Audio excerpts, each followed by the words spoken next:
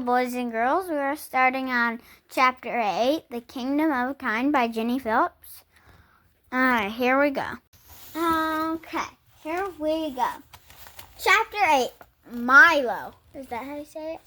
Mm-hmm. Okay. The 3 months passed much too quickly for Eric, who felt as if he would rather stay in Peter's humble cottage than return to the castle. But he was also eager to share the keys to happiness with the people of his kingdom. So he said farewell to the family and boarded the supply ship with Dune, which is the dog. No one on the ship recognized Eric as the prince, and he decided not to tell anyone he was disappointed by the other passengers, who were very different from Peter and his friends on the island. Grumbling and complaining were common on the ship. "What a beautiful morning," Prince Eric would say. "It's cold and windy," the person would reply. "What a lovely dinner," Prince Eric would declare. "The food is stale and dry," was the reply. There was also a huge problem with stealing on the ship. Stealing? Wow. And the passengers guarded their possessions closely. Possessions closely. Mothers scolded their children harshly, and the children pushed and shoved one another.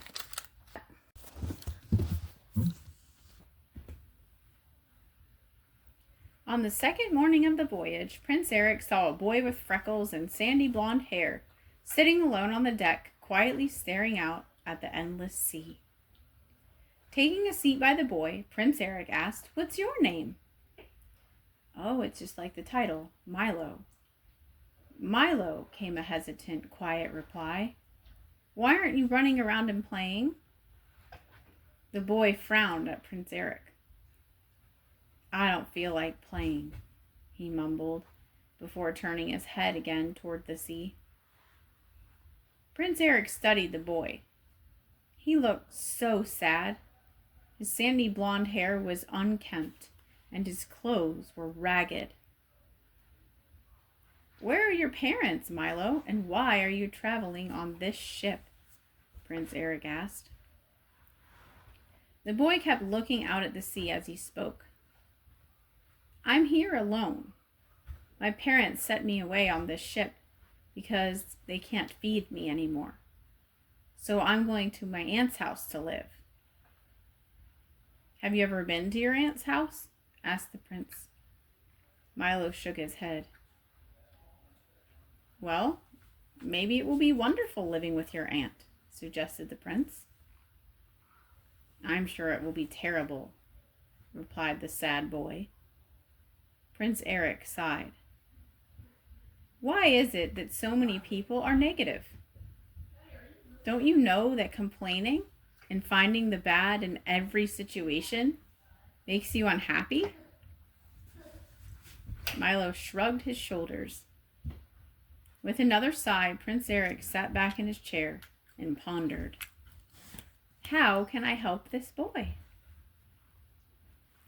After a few minutes, Prince Eric leaned forward in his chair.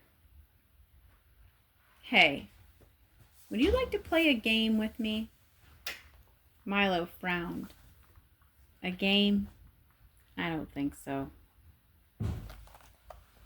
"You don't even have to get off your stool to play this game," Prince Eric explained.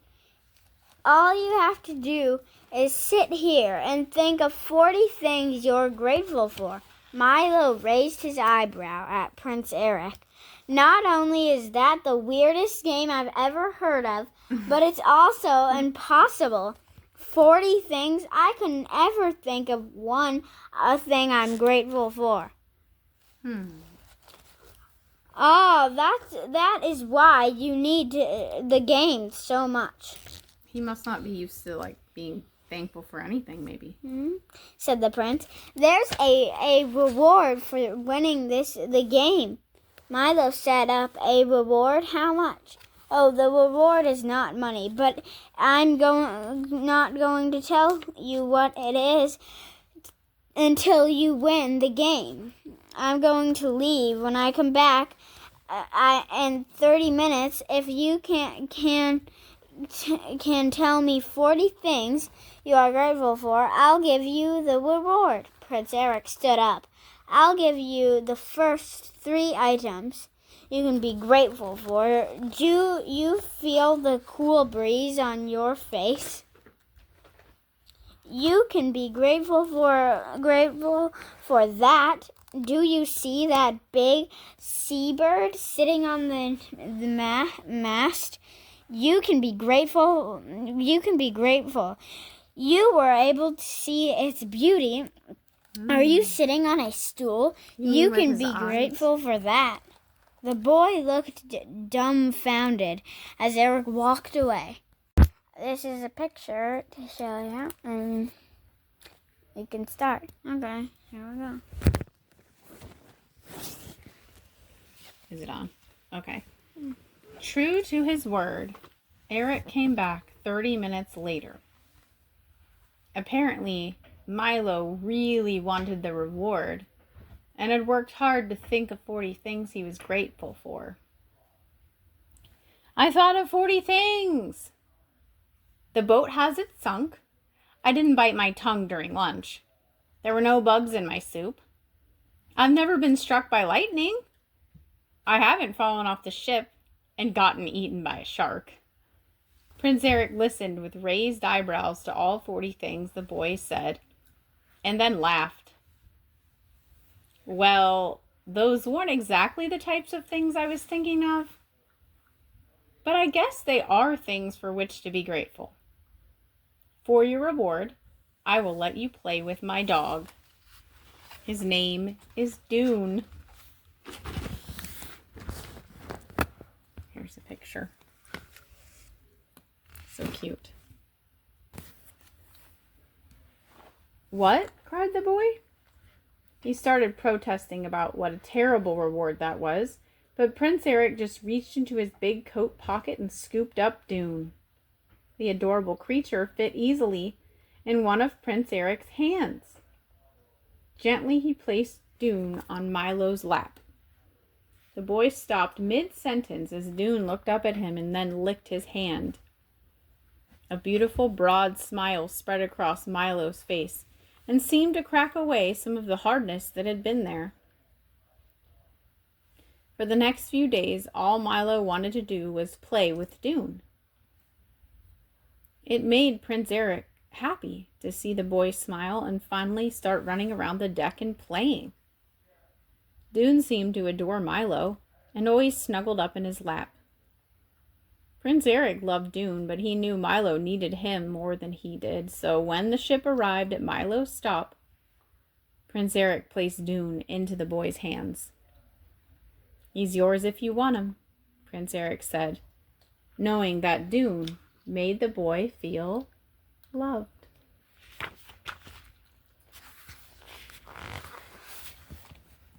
Here's a picture of him jumping out of the ship.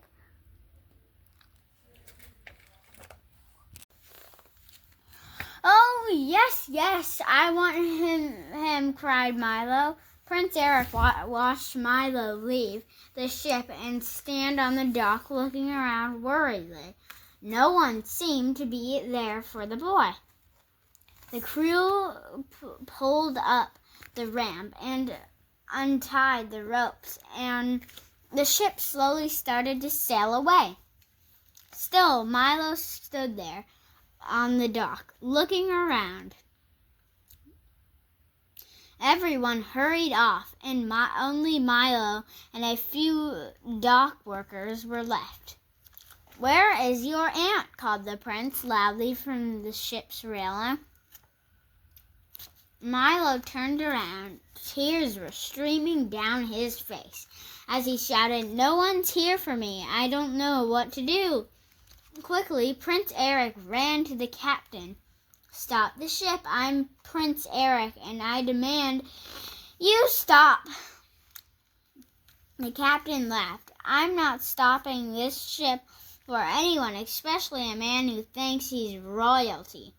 In a flash, Eric was back at the ship's railing. There stood Milo all alone, getting smaller and smaller after stripping off his coat and shoes.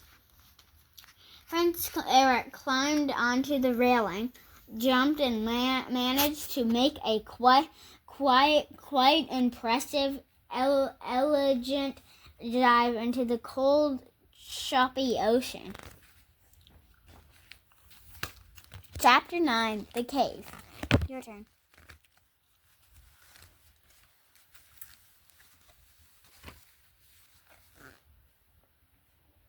The coldness of the ocean water shocked Prince Eric.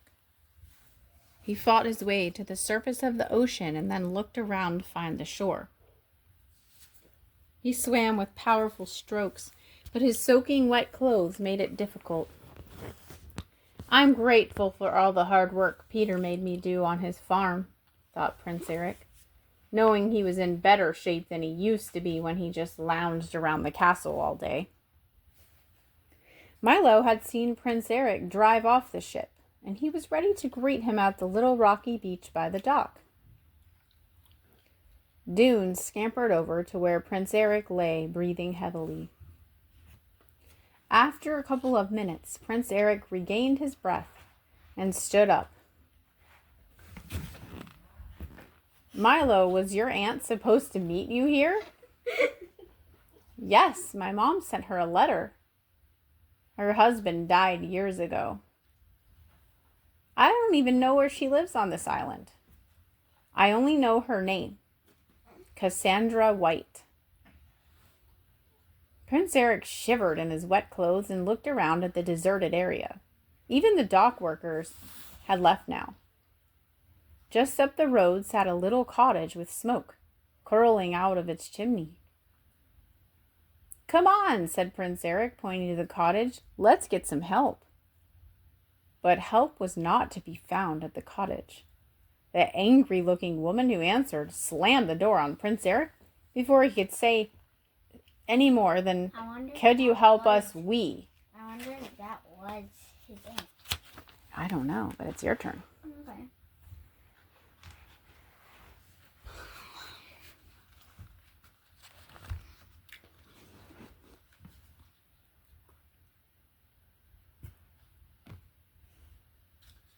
Prince Eric quickly realized that the island didn't seem very populated there. There was only a small strip of rocky, flat land. We are going to read the next chapter later. So we read together again, boys and girls. Bye.